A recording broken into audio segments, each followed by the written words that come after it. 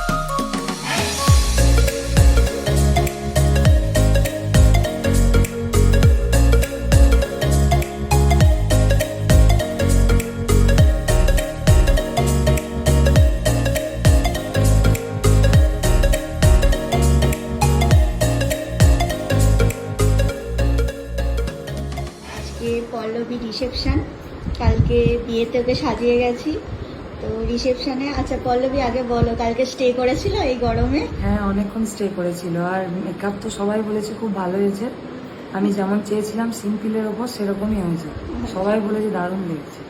Thank you. আরো খুব মিষ্টি লাগছিল কালকে। আজকেও দেখা যাক, আজকে তো লেহেঙ্গা পরবে, তো আজকে কেমন হয় দেখা যাক।